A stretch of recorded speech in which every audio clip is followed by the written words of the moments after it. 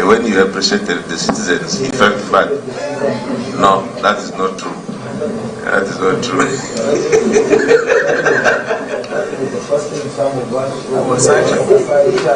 Who was actually instigating the communities to attack members of parliament. So, Honorable Joseph, hold on a bit, colleagues, just a second. You know, usually coming to a near conclusion of a very fruitful conversation comes with it the risk of being lifted off the ground by subsidiary matters. So just first of all to wrap up the first phase, Honorable Minister, I am almost, depending on what NRM says in the near future, departing chair of the committee when the members of this committee still believe I owe them. That the team that traveled with you on that assignment managed their presence that side for the duration of their presence there on their own. And they believe that I conveniently chose to be in Toronto so that they can go and face the music alone. I have said that. Then the second thing, and the more important one, is the issue of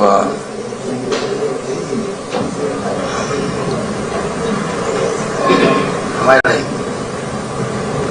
That's the situation, isn't it? I'm going to wait around.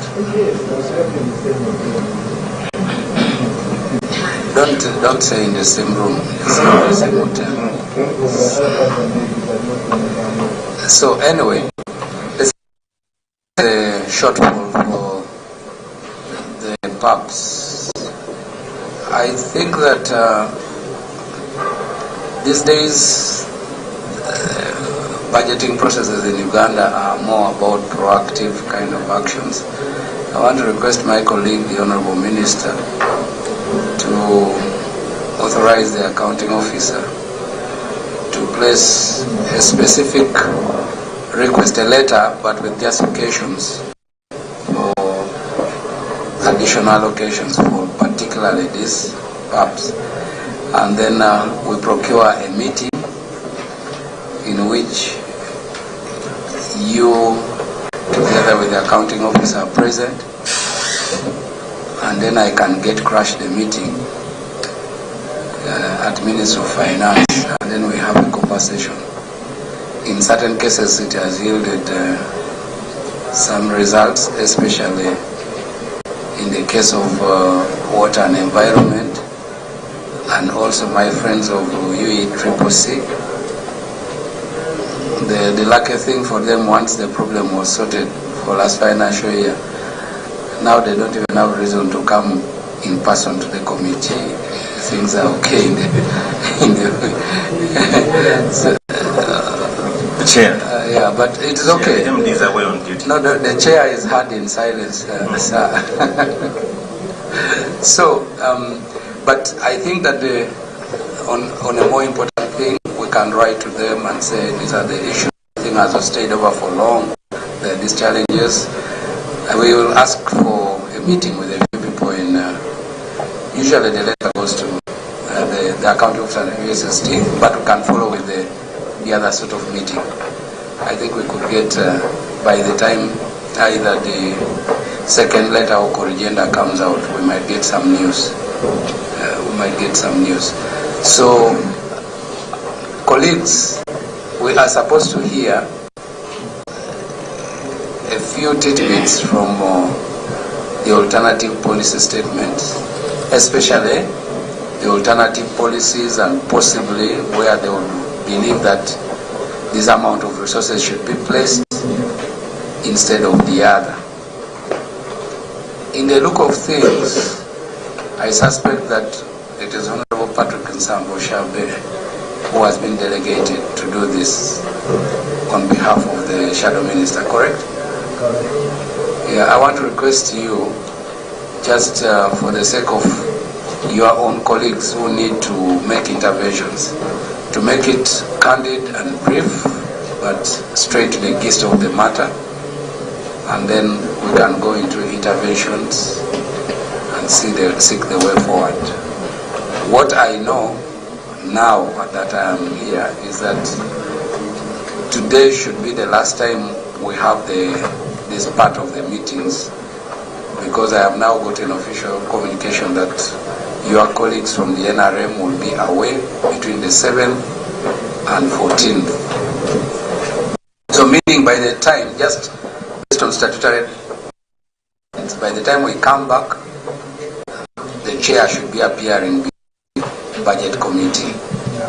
So this meeting must conclude every bit of the conversation today. So I want to invite you, Honorable Patrick Nsambo, to present the alternative ministerial consulted. Thank you, Chair.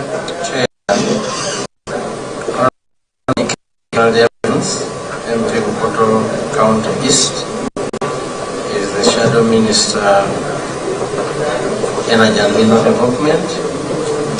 And before me, I have his report. And from your advice, given the timeline, you have instructed that I go to the funding proposals without delving into the margin policy statement. Honorable colleagues and members, here are the funding priorities, and I'm going to read briefly, but you'll take note. For those of you who have the document, is on page 19, where I have gone. Mr. Chairman, the Honorable Minister Kanyike proposed that we should reallocate 10 billion from project 1801 out to 0078 intended for land acquisition at Karuma, and allocate the funds to electricity access scale-up project for more connections. Proposal number 2, reallocate 15 billion from the Nuclear Energy Department non-wage recurrent budget for preparatory activities, and use these funds to reduce system losses at UETCL, UEDCL. Chair, another proposal is redirect 15 billion from project 1610 LPG supply and infrastructure, and shift focus from large infrastructure of LPG to direct subsidies for cook stoves and LPG kits to target at least 156,000 households. Because, Chair, when you look at the investment in LPG, they are only mainly focusing on big infrastructure, yet the demand is more in the households if we are to create significant impact. The other proposal, Chair, is that the Ministry should redirect 2.5 billion from Vote 017 Finance and Administration for workshops and seminars to formalizing artisanal miners operation, ASME operations. Chair, as Uganda approaches commercial production, the Petroleum Authority of Uganda must move beyond infrastructure monitoring to rigorous oversight of revenue and cost audits. And therefore, we propose that the Ministry should repurpose 4 billion from Vote 139, Project 1884, specifically from the software acquired and maintained, budgeted to strengthen governance and regulatory capacity within the petroleum sector. Chair, allow me read the conclusion as was written here. I've done the proposals. I would like to go to the conclusion. It says Uganda's energy and mineral development sector is experiencing major change with significant investments in electricity, upcoming oil production, and global demand for strategic minerals, creating sustainable economic opportunities. To achieve these benefits, Uganda requires clear policies for resource allocation and governance.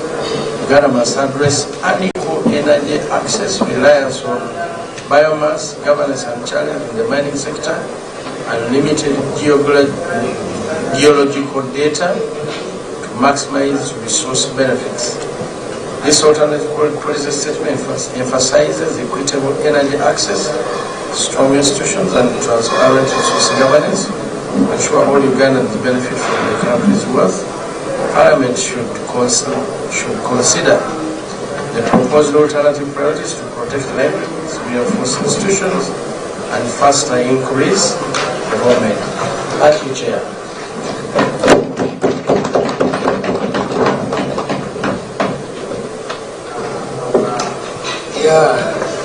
That is the lugubriousness you get with experience. As the late Apollon Sivambi will put it. But thank you so very much for a brief, concise, and straightforward expose of the alternative opinion on the ministerial policy statement, especially in as far as policy alternatives are concerned. We want to thank you, Honorable Minister. I think at this point we are ready to hear from the members. That's correct? PS, is that fine?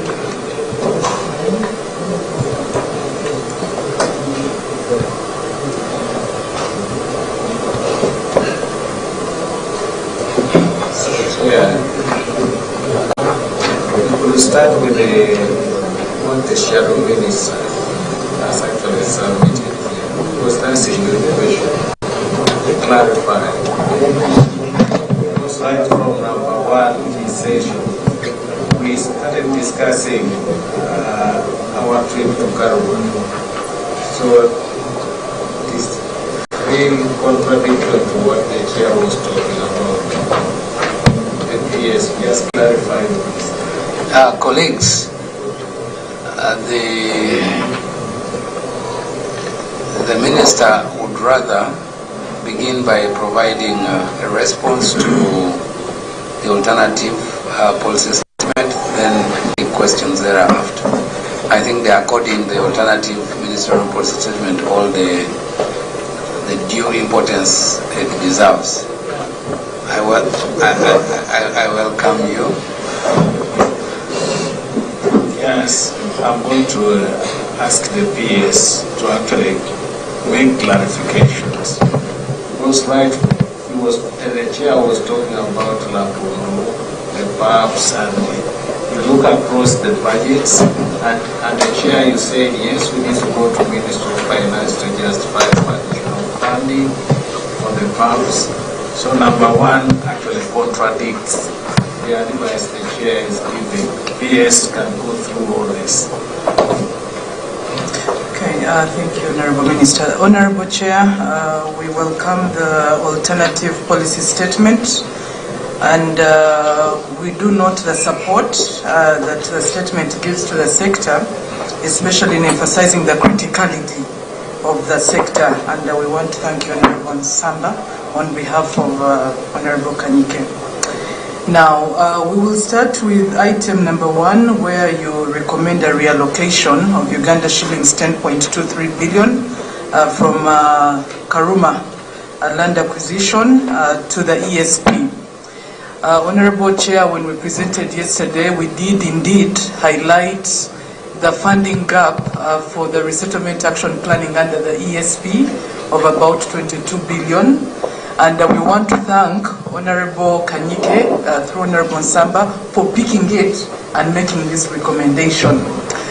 However, that 10.23 billion indeed, as the Honorable Minister has indicated, is already allocated to support us with the resettlement action planning for the Karuma project affected parcels, where we also have a deficit of 42 billion Ugandan shillings. So we want, through you, Chair, through the Minister, to request that the alternative policy statement reviews that recommendation. Honorable Chair, moving on to the next recommendation, we note the recommendation to reallocate Uganda shillings 15 billion from the Nuclear Energy Department's non-wage recurrent budget for preparatory activities, and we move those funds to reduce the system losses under UETCL, UEDCL. Whereas the recommendation of the alternative policy statement is noble and is a good recommendation in principle, we want to emphasize again the criticality of the nuclear energy program.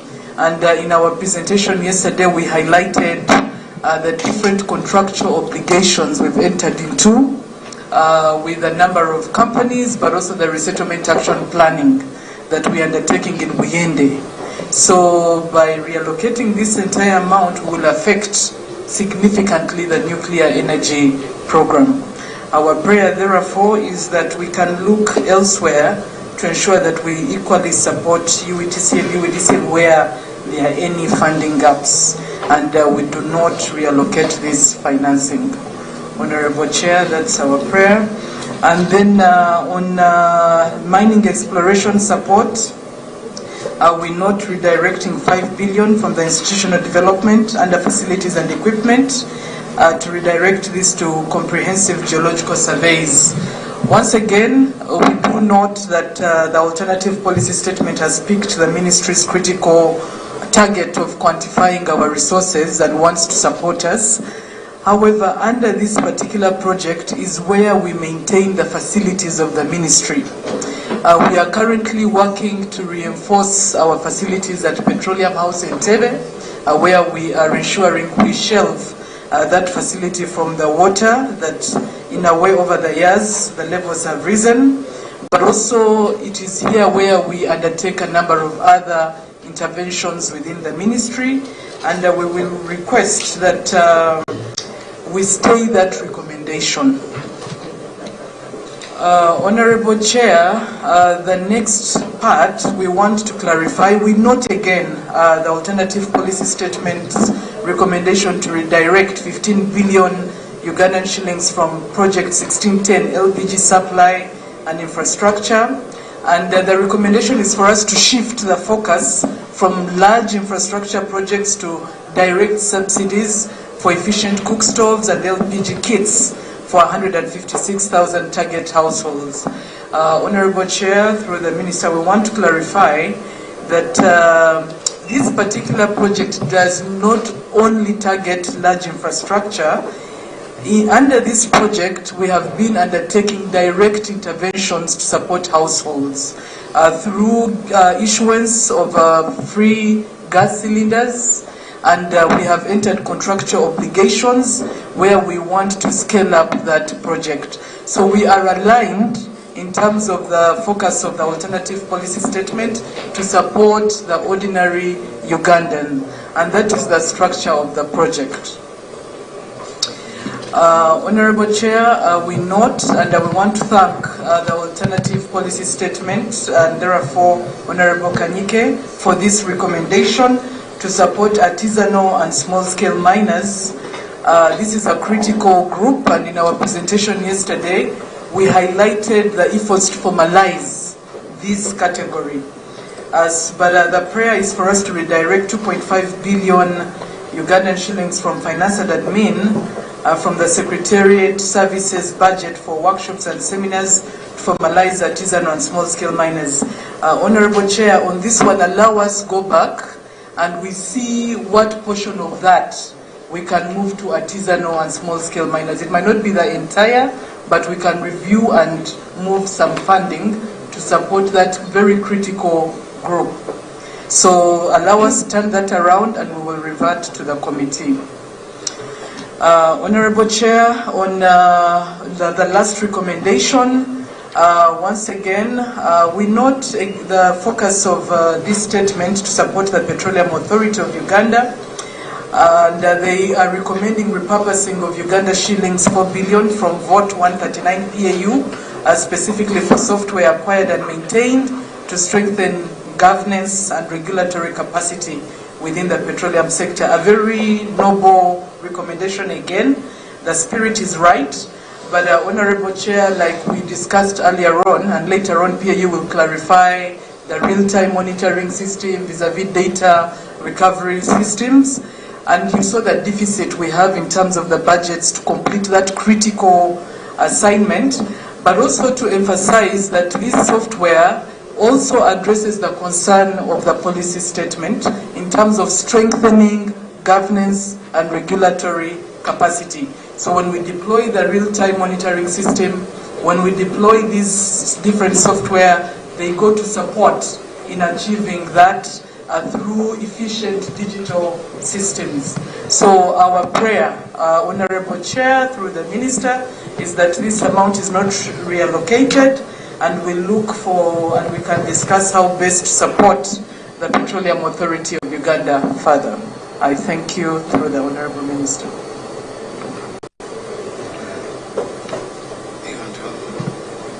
So, wish to thank the submission. It has actually touched areas which we also have in mind.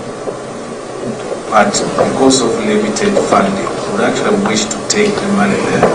But we are going to cut make our growth within the resources available. We can continue discussing this, Shadow Minister. Mr. Chairman, the submission is done to the committee. The ministers defended their position and they came here to defend. So I know the committee will take a proper decision about our proposals. Thank you very much. Thank you. I thank you so very much. Yes.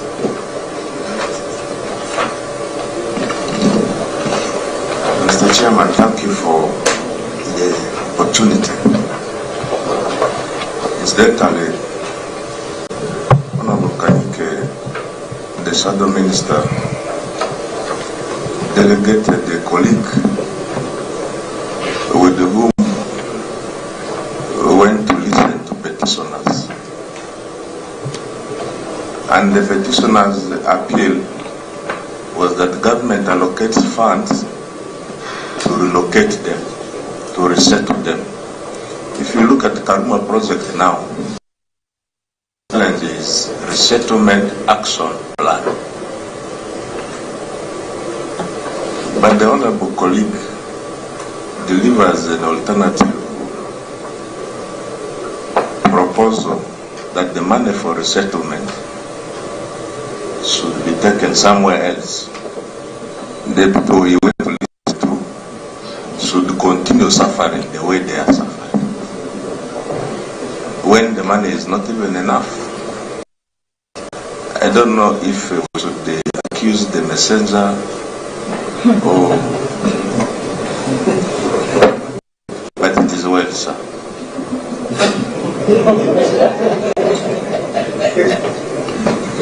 Don't shoot the Mr. Chairman, don't shoot the messenger. The good thing, you at a high table making decisions about this.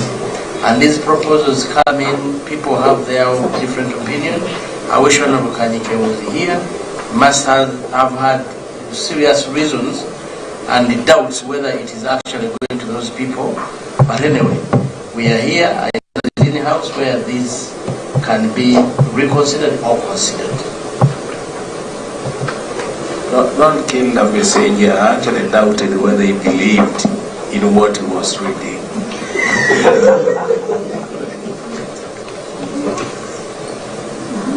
I thank you so very much.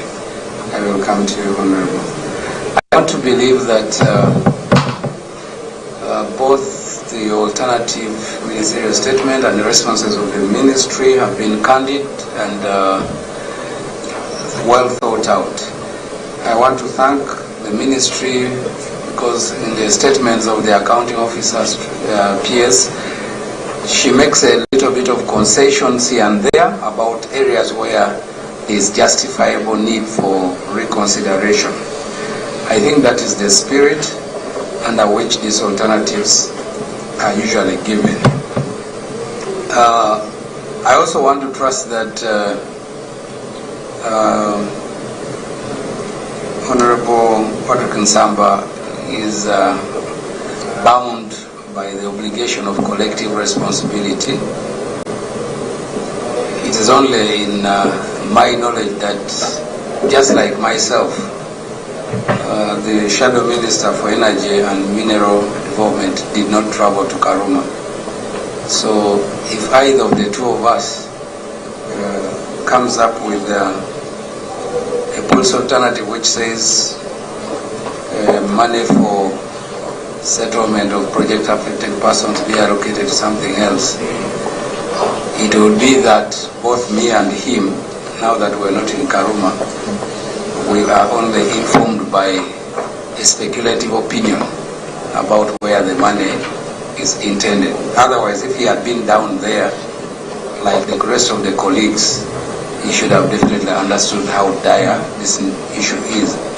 I recall that in Gulu on the 27th of August 2024, I presented a report arising from that field activity for the House. A debate ensued, and the presiding officer that day directed that with the commitment of your colleague, Honorable Minister, the Minister of State for Minerals, that the ministry was going to take actions and make interventions in as far as settling these project affected persons and report to the House by the end of October of the same year. It's of course an indictment to both us as a committee and yourselves more that 2 years down the road this matter is still a conversation.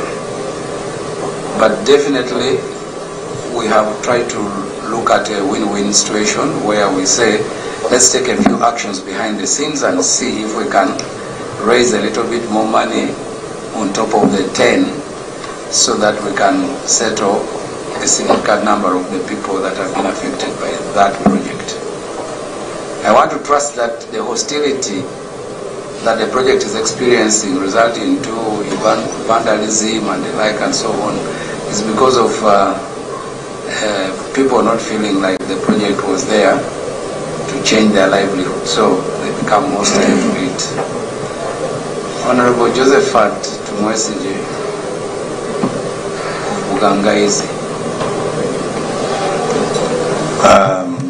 I'm happy the PS is here, and what I'm about to say is that I'm not seeking for remedies or damages, but for the good of the other committee members who might be affected in future. Mr. Chairman, I labored a lot, even on the floor of Parliament, to vote for my people. I labored a lot to even put in money to make sure that a survey is done when the first survey had been scrapped from the database of the ministry.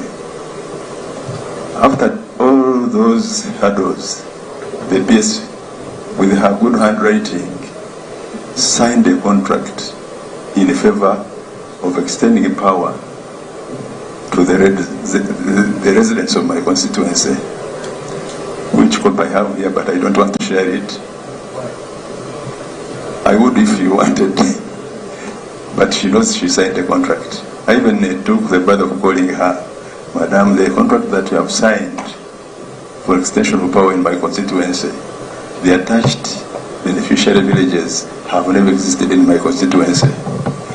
That one aside, it caused a lot of trouble in my constituency, whereby it even contributed to my loss of the recent election. Like it was yesterday but one, when we were meeting the team from water about the Nexus project. This thing caused a lot of trouble for me. I walked like some program has been invented, backwards and forwards. A disclaimer there. Back and forth to the ministry. But please don't quote me.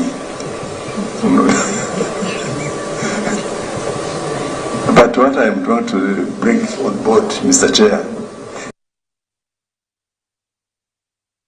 as of this committee or possibly other committees in other MDAs and ministries, when, for example, a whole PS writes a contract and signs it, and even gives me a copy as a member of parliament, I am energized and empowered that yes, my community is going to be served. But later on, this heavy slap is in my face to say, you don't deserve. That is so hurting, Mr. Chairman. I therefore request that next time, Madam PS,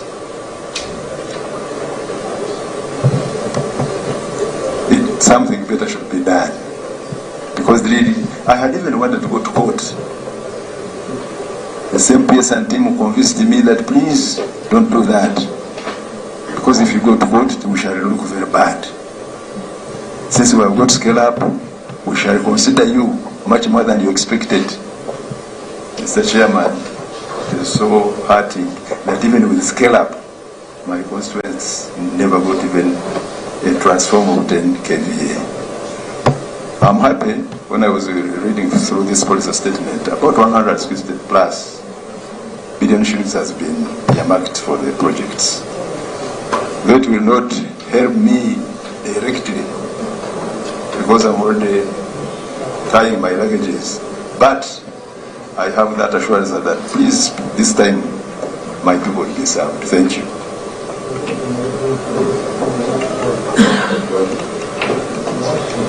You know,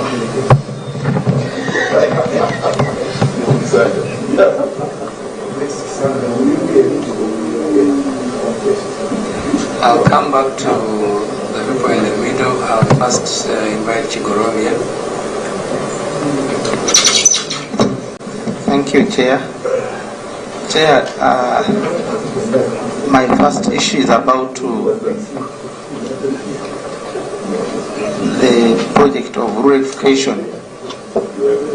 I don't know how they are going to fund it, because when I checked in the ministerial policy statement, I realized we have only the electricity access scale up, and this project 1882 has zero funding, and yet the NRM manifesto has targets. Chair, the second one is about the losses. We were in UEB and the losses were above 30. When I looked at the targets era as given UEDCL, those targets, I don't know whether they are achievable. Currently we are at 18. I don't know, Umeme left us slightly below, and I know that curve must be going up. From the presentation, we've seen they already have a deficit in funding. The regulator is government, UEDCL is government, and finance, who gives the money, is government. Why don't we have, and I've seen their penalties associated with this, why don't we have a boardroom approach to see how we can resolve this? Maybe here in this room, me and the CEO UETCL are the ones who were there when they were unbundling UEB. The network was very bad. And you see the curve is already going up. I think, Honorable Minister, you should take up this. The good thing is that the PS is also an engineer. When we go to those losses, the level of Haiti, Iraq, South Sudan, it's not good, and coming down becomes very difficult once you have gone to those levels. I think we need to sit and look at what is required in terms of funding to make sure we keep those levels low. Otherwise, people want to use free electricity. The CEO talked about technical losses. I don't know whether you've gone ahead on the network to look at. Of course, you have some lines which are long and you have interventions and configurations, but I still feel we still have a lot of commercial losses, especially in the urban areas. When you go to a place like Imbale, I don't know whether maybe the minister was from there that time, but they were really stealing power. And you can hear now, we have ABC, vandalism is attacking ABC. And that was a good kind of intervention to reduce on the losses. So to me, Chair, I think they should sit and see how to manage this by bridging that funding gap. If we relax on the funding at the distribution segment, definitely the losses will go high, and bring them down will not be desirable. Chair, I just want clarification from maybe the PS.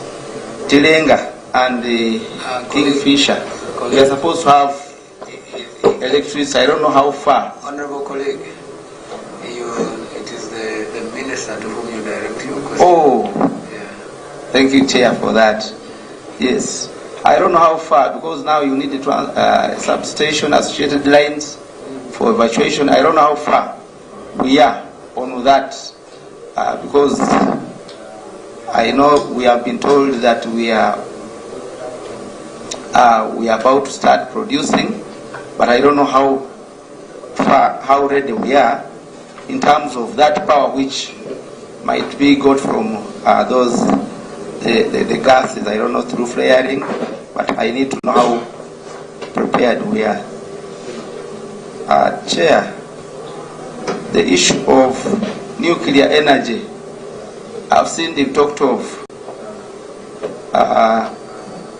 preparations through Soroti University, and I don't know how they are going to manage this, because nuclear starts from mining. You start from the mining, you go to industry, processing, until you separate that uranium-235, and then you can go to your boilers. I don't know this university whether it's going to give us products from mining up to getting the uranium, because after that the electrical engineers can take over. So I just wanted to know whether we are going to use our internal capacity to have that nuclear. Chair, finally, vandalism. I think UEDCL needs to take a firm approach. Maybe the minister, why don't you take the approach of labor and transport? Yes, labor and transport. You said you have very many contractors, and of course you stop at the meter. But studies show, or intelligence shows, that these many contractors, some of them without capacity, are the ones reusing your materials. Of course, at the transmission segment, that's a different one. But for distribution, it's mainly these contractors who are vandalizing. I had a case of a project in Hoima, and when we arrested the man was from Jinja. He has a shop in Jinja Market, over 300 kilometers, and the man was selling the ABC conductor there in Jinja. Maybe you can also think of embossing, so that if you are to import any conductors here, it will be easy to know that these are for our system, and maybe these ones are from within the customer premises beyond the meter. Thank you, Chair. I want to thank you so very much, Honorable colleague, Brenda Namkuta MP Khalid. Thank you so much, Chair. Allow me to protocol observed. My name is Namkuta Brenda. I am the woman member of Parliament, Kaliro District elect. I would like to appreciate the Ministry, Honourable Minister, and PSN team. And I'll just be straight. For me, I was lucky. I came back. But most of our colleagues didn't, because of the things we were telling our people. We wrote so many letters to your offices, and we had to gamble during that time to defend the ministry again, because when it comes to this side of central government, we have to defend ourselves before the electorates, because they don't know. So the issue, we try to use the word, the incident of rationalization to defend, to cover up some of the issues of areas that did not receive electricity. I'll be a little bit selfish, because I wrote my letters to you. Yes, I faced you several times, and even some letters were responded, but there was no implementation. Nothing was done. So it looked like an embarrassment to the community. And I know, Honourable Minister, these issues are going to keep coming in the next, where this Parliament has stopped issues of we did not receive electricity. So it's my humble request that we put more emphasis on that. Chair, we sit with you on the budget committee, and you know we've always faced this challenge. You keep defending, and you don't get anything in your constituency. So I have an issue that I would like to see clarity, the issue of compensation.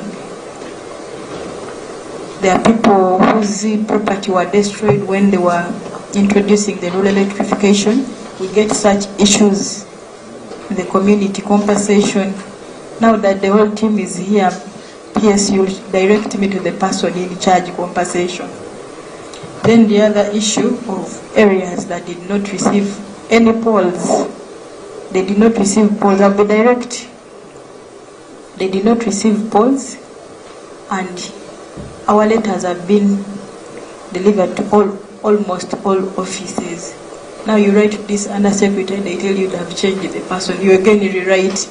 So this time around, PS and Honourable Minister, I've brought it before the whole team, and this is the only opportunity I had to use. Thank you. Thank you, Honourable Brenda. May I have Ataliwa of Mwenge South? Chair, I want to start from where my colleague Honourable Brenda has stopped. Chair, I'm always excited whenever Minister of Energy is presenting, because they have very clear narratives and explanations. They are scientists, you may think they did history. The way they do the explanations.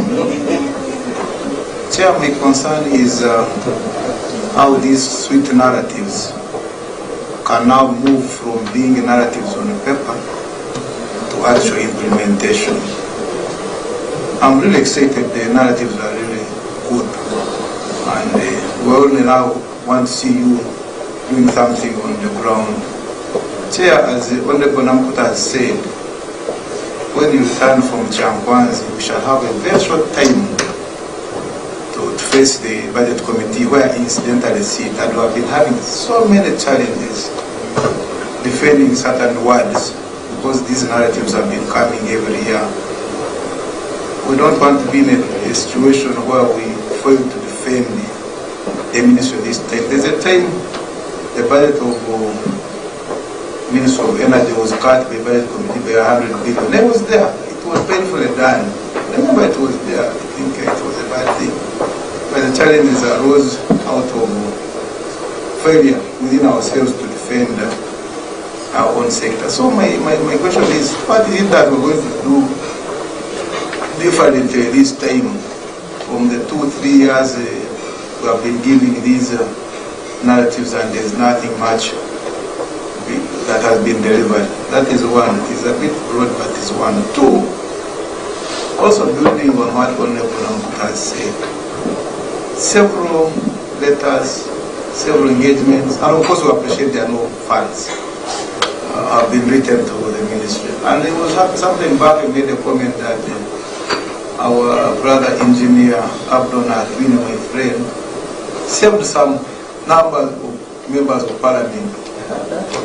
Yes, he saved them because I saw a very good letter from him. I think I remember the minister defended it that it was a political letter at the right time, where he wrote and said, remember, we appreciate your request for ABCD in this and this place. We can assure you we are still mobilizing resources for this. When you put that one and you're playing your good politics, you can score for those who are still interested in that politics. I think some were saved. But I'm sure, no, not able. He can contest, maybe he can come on the later. Mr. Engineer Atwine, by the time he wrote those letters, he had a database.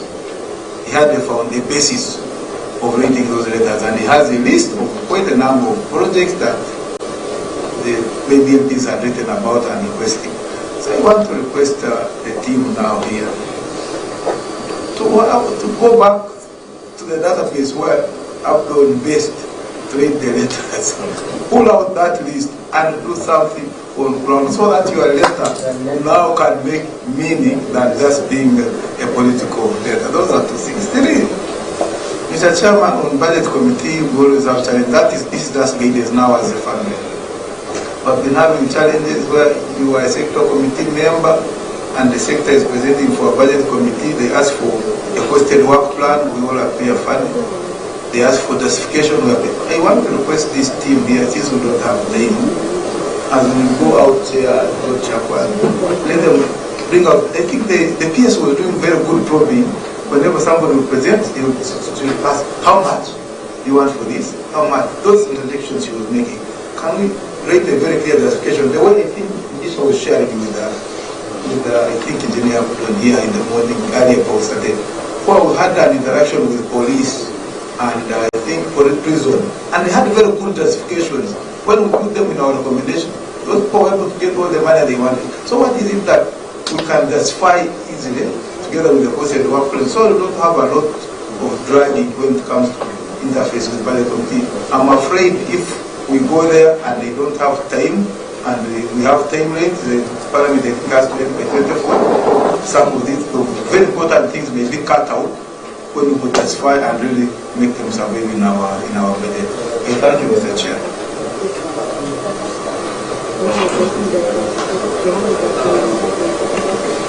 Patrick Nsamba Kushabe. Thank you, Chair. Chair, let me begin from where my colleague is ending about the response of the ministry to their members' needs. I know that may not be part your vocabulary, Honorable Minister, but it is very critical. You know your members. About a few of them are very active. But how can we convince the public that our sector is doing anything when they can't do anything in our constituency? How? We are the first line of defense, and even us we cannot. In other jurisdictions, other countries, members of parliament have budgets where they can do a few things.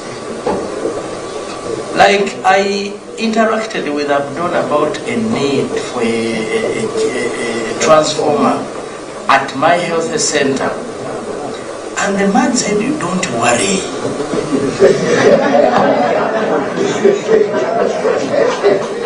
The next time I called him, say, "Honorable, I am busy, I'll call you back." I tried to call again, "Honorable, I'm busy, I'll call you back." I said, "Kindly listen at least that about my name." He just switches off. Now you ask yourself, did you forget the conversation we had? Or after these interactions, members of parliament become useless to you people? And it ends there. I have ever met the PS about my power line. It's an abandoned project. And the PS handed me over to Engineer Caleb. But those people you hand us to, I think they have an attitude about members of parliament.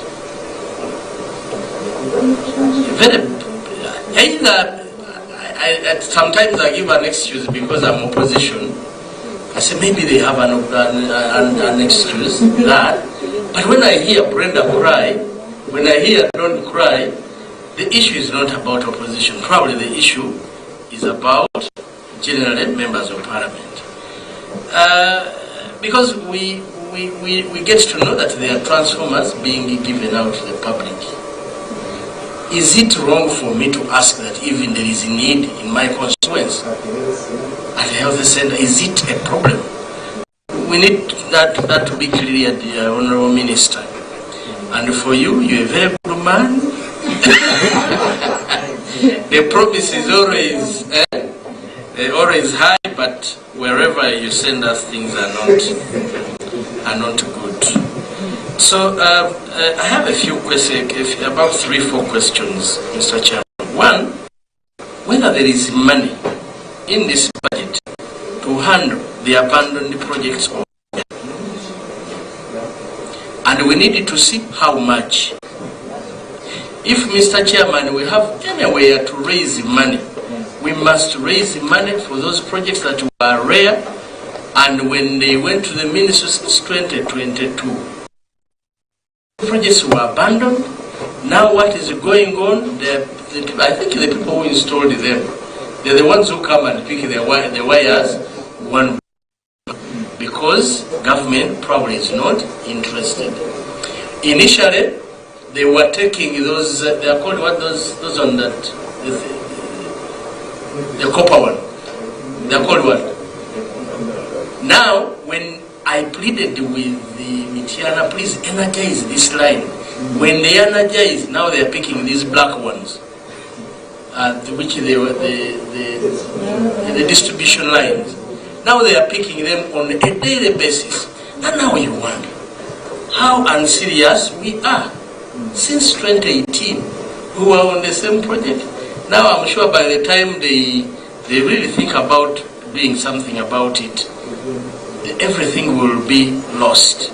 So, Mr. Chairman, I think it should be a priority of this committee to ensure that there is money in this project, in this budget, that is intended specifically to address that problem. I'm sure it's not only in Kasese. It must be everywhere. And Mr. Chairman, you remember when Parliament was pleading with the minister, don't close REA. And they said, we are moving for the good. But 5 years down the road, 4 years down the road, everything was abandoned. And there are no new lines. I need to see any new lines being constructed by this ministry. doesn't it mean that probably you took off with, you demanded work you can't do? Mr. Chairman, on the issue of oil prices, I know we went through it quick, but I need my fears to be addressed by whoever is. We have issues of the war, where, because I remember the contractor, the person that was contracted to supply for Uganda, picks oil from Bahrain. With the politics of the Strait of Hormuz and the war that is going on, the impact has already been seen on our pump price. There is a problem of the changes in the dollar rate, which also contributes. The dollar previously was at 3,500, now it is 3,800. So that's another problem. And among the other proposals that have been proposed in the tax bills we received yesterday is to add another 250 shilling on the oil. So where are we going? What does this mean? If you just look at all these three issues, I heard my brother here was saying that he prays things go as he's praying for the oil to continue so I needed that economics to be known that for us we think the war is dangerous, and for Petroleum Authority of Uganda thinks it might be it's an opportunity. Mr. Chairman, issues on mineral markets. I keep wondering, you know, in 2019, Mr. Chairman, in 2019, we were taken, and I keep repeating this story, we were taken, I come from Kasanda, and I think as a member of parliament, Commissioner Alaba took us to Tanzania. Was it 2019, 2018? Commissioner Alaba took us to Geita region. And one of the things that excited us was a mineral market for wherever we went. And what excited us more, Mr. Chairman, is that in that mineral market, the Uganda Revenue Authority of Tanzania picks immediately after a sale. The revenue is picked, that goes to the Tanzania Revenue Authority. The royalties are picked, and this person is given what is due to them. And we got excited. We said, now, if this is an arrangement that can be completed in our country, but since 2019, it's a story. We are going to establish money markets. We are going to mineral markets. Every report, I wish our researchers to pick that story. Every financial year, I always, every time it comes up, I keep asking myself, will I say, where was it done? So that probably we could go there and see what is happening. I want to tell you, Honorable Chair, the government of Uganda is losing a lot of revenue from mineral revenue. I think this sector would be one of the biggest contributors to the revenue of this country, but yet it is one of the worst contributors. Why? I want to think it is because it is intended to keep it disorganized, and we fail to collect the revenues. The districts where we come from, we would be happy also to pick on royalties, but in Kasanda we have the worst roads in this country, worst roads. Yet we think the minerals that are picked from Kasanda would have been contributing to the development of that area. Now, Mr. Chairman, I really want to think this issue of mineral markets should be talked about seriously, and a clear budget shown to us that, you know, this is the amount to set up from here and here and here, because it remains a story for the last five years. Mr. Chairman, the other issue is on nuclear energy. Now, this is one of the budgets where we are going to continue making mistakes. We would have begun with an investment plan. We look at the the investment, the entirety of it, I don't know whether members of this committee were taken through the investment plan, but looks like something that we may never realize in the immediate term.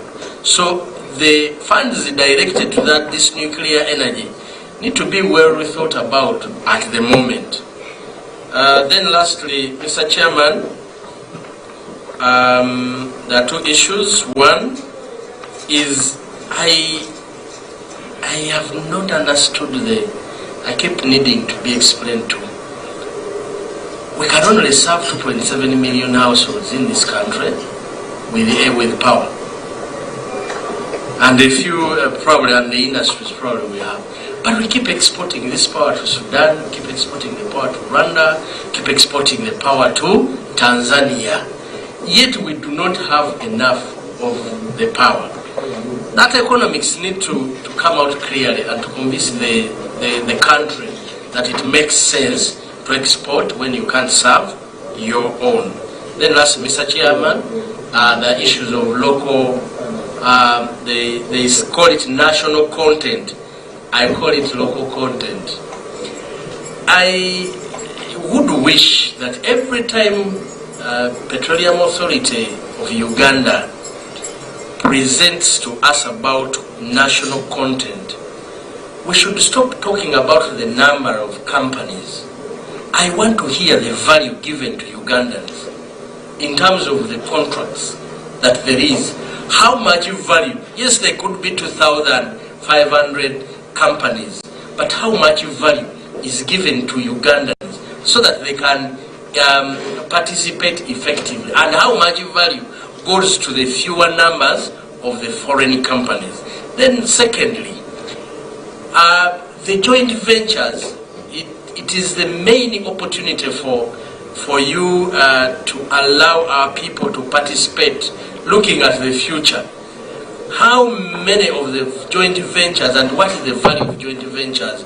And they should keep reporting on this to give hope that after 10, 20 years of this oil, we have Ugandans who can come out to say that, we are benefited and we are making a contribution to this, our country. Thank you very much, Mr. Chairman. Thank you, colleagues. I would like to invite the Honorable Minister.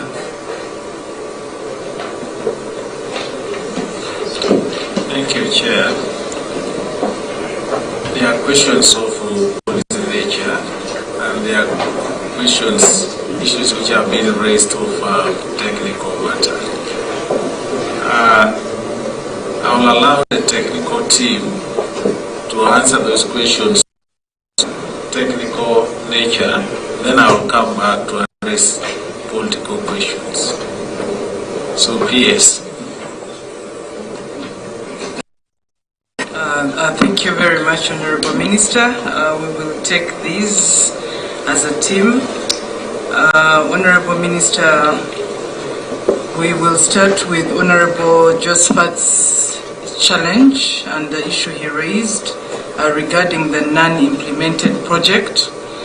Honorable Minister and Chair, indeed we had a number of engagements with the Honorable Josphat, and ultimately on the rural electrification side, and just tying in with all the issues raised by the members, we need to once again highlight what we highlighted yesterday and the challenge that we've been dealing with, and we want to thank you and Finance for making it better next financial year. This program for this financial year running, where we were supposed to have some quick interventions, just to reiterate, was allocated 35 billion in the budget running. We are closing the year and that entire has not been fully released. But we also had an opportunity to cater for those abandoned projects through domestic arrears to a tune of 45 billion Ugandan shillings total. And for the domestic arrears, Finance has committed to release these during Q4. Now, what I know you've said we give a lot of hope, but indeed financing has been a challenge. Many times we say you received 500 billion as a ministry when you were winding up electrification. This 500 billion Ugandan shillings only materializes through the budgeting process. We never received hard cash to implement. So if the ministry, but we want to thank you that in the new budget, you have supported us to a tune of 161 billion Ugandan shillings. So you've lifted this financial year running at 35 billion Ugandan shillings to 161 billion Ugandan shillings. We highlighted that for us to implement this project efficiently, we need an average of about 200 billion Ugandan shillings annually. But if you go into the last 3 years, we have not exceeded a 30 billion, apart from last year, this year 35 billion Ugandan shillings. So we don't want to keep lamenting, but this has been the situation. With domestic arrears not paid, that's why contractors are not on site in many of these locations. So as a general principle, our commitment is that as we enter the new financial year with this increased funding at 161 billion, we will endeavor to continue implementing the projects alongside the electricity access scale-up project. So, Honorable Chair, that is, I've combined issues rural electrification, but the Minister will come in where necessary, especially also on Honorable Josphat's issue. Honorable Karubanga, you raised a critical issue on the budget, again, for rural electrification, and you indicated that we had allocated a zero budget to support the counterpart on electricity access scale-up project. Yes, in terms of operation, that is the way the budget is framed. We have in the budget only 10 billion that is supporting us on the resettlement action planning, the way-leaves that we require for the distribution line. In the unfunded priorities, we've highlighted a gap of 22 billion Ugandan shillings to be able to drive the electricity access scale-up project in terms of way-leave acquisition. So in yesterday's conversation, we raised this matter prominently, and I hope that the committee will support us on that. We are happy to provide clear work plans, which we will have to support the committee as you engage the budget committee. Honorable Karubanga, you raised a concern on the error targets, and you provided advisory. Yes, we continue to have these discussions. In UEDCL's presentation, they highlighted, for example, the significant funding they need to address some of these commercial and technical losses. So that discussion we will continue, and we see how best to support them further, in addition to the support they've been given. You did provide some solutions on vandalism, and the MD will come in to speak to their viability, but they are good solutions, embossing conductors, so that we are able to track what is getting onto the network. That was a good proposal. And MD, you'll just confirm the viability on the practical side.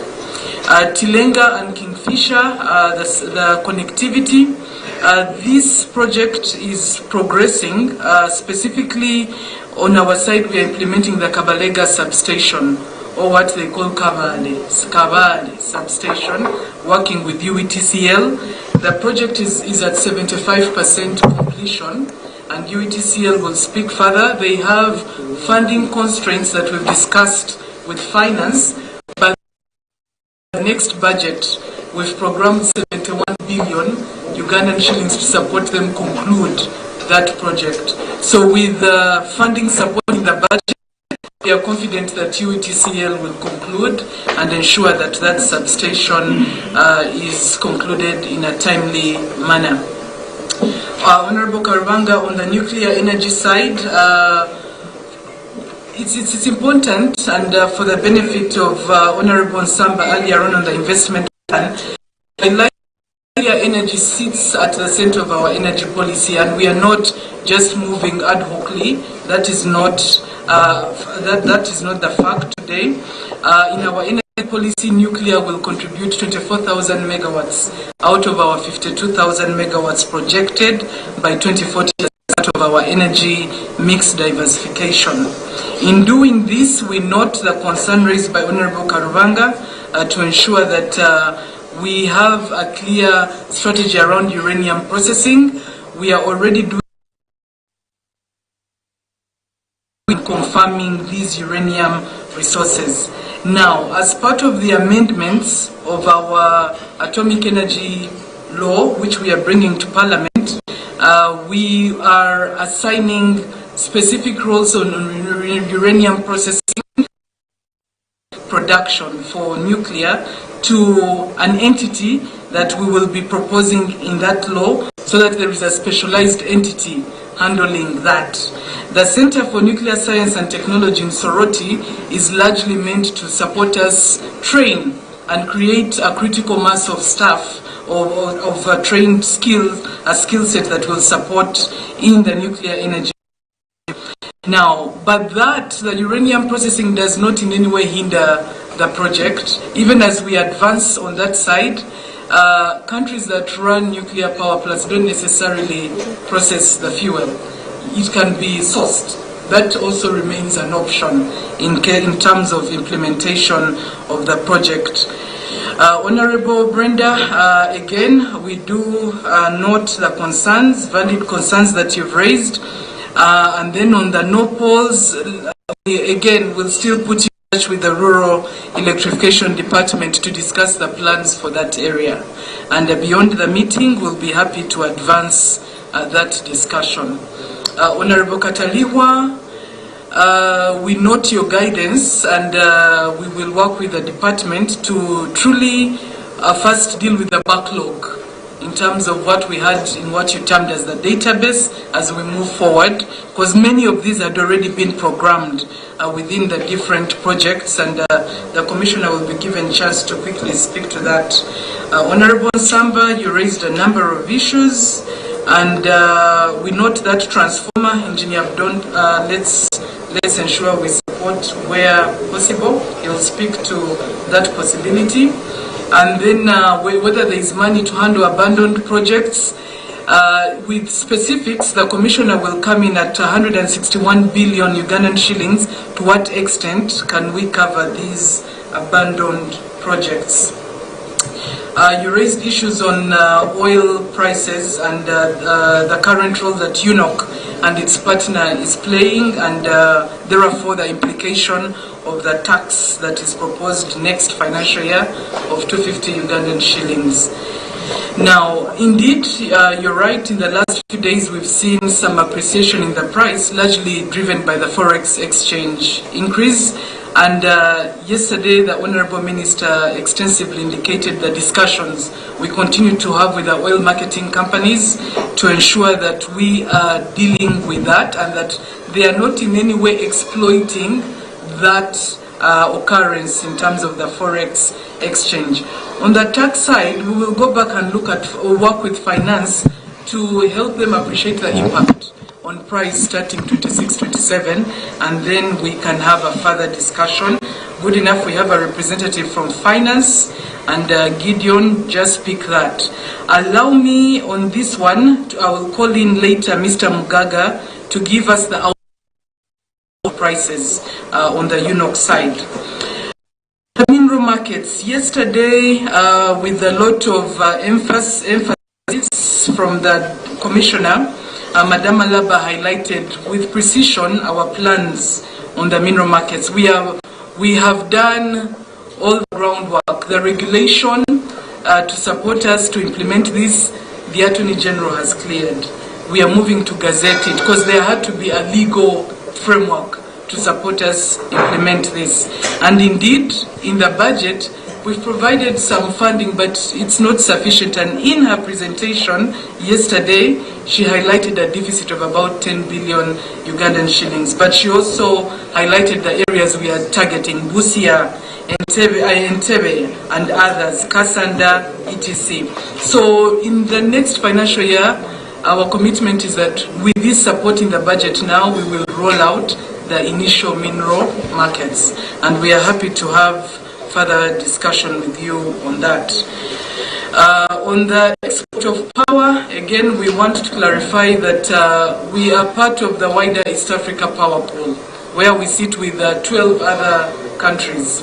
And we cooperate through power trade in the region. When one country has a deficit, the other calls on the other. We see it all the time with Kenya. When they have a challenge on their side, they rely on us to support them. So it is, first of all, a regional cooperation issue under the East Africa Power Pool. Liberty TV.